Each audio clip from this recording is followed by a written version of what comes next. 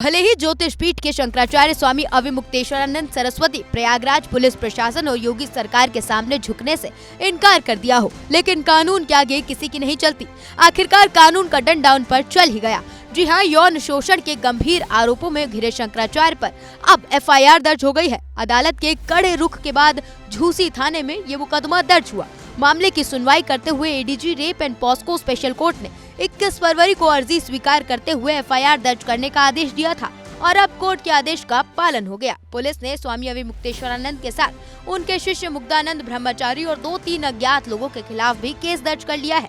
आखिर क्या है पूरा मामला और किसने लगाए हैं ये आरोप, चलिए जानते हैं इस रिपोर्ट में। दरअसल शिकायतकर्ता और जगत गुरु रामभद्राचार्य के शिष्य आशुतोष ब्रह्मचारी का आरोप है कि माघ मेले के दौरान 2 पीड़ित उनके पास आए थे, जिनमें से एक नाबालिग है और आरोप है कि उनके साथ दुष्कर्म किया गया। आशुतोष ब्रह्मचारी ने पहले पुलिस को तहरीर दी थी, लेकिन जब सुनवाई नहीं हुई तो उन्होंने कोर्ट का दरवाजा खटखटाया। इसी सिलसिले में शाकुंभरी पीठाधीश्वर आशुतोष ब्रह्मचारी महाराज ने 173(4) के तहत कोर्ट में अर्जी दाखिल की थी, जिसमें FIR दर्ज कर सख्त कार्रवाई किए जाने की मांग की गई थी। आरोप लगाने वाले दोनों नाबालिगों के बयान 13 फरवरी को अदालत में वीडियोग्राफी के साथ दर्ज किए गए।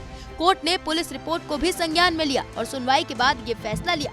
चलिए आपको बताते हैं शंकराचार्य के खिलाफ अब कौन कौन सी धाराएं लगाई गई हैं। भारतीय न्याय संहिता BNS 2023 351(3), लैंगिक अपराधों से बालकों का संरक्षण अधिनियम 2012(5), लैंगिक अपराधों से बालकों का संरक्षण अधिनियम 2012(6), लैंगिक अपराधों से बालकों का संरक्षण अधिनियम 2012(3), लैंगिक अपराधों से बालकों का संरक्षण अधिनियम 2012(4)(2), लैंगिक अपराधों से बालकों का संरक्षण अधिनियम 2012(16), लैंगिक अपराधों से बालकों का संरक्षण अधिनियम 2012(17).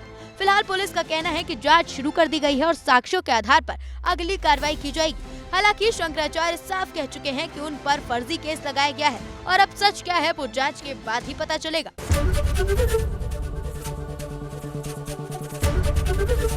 ABP गंगा, खबर आपकी, जुबान आपकी।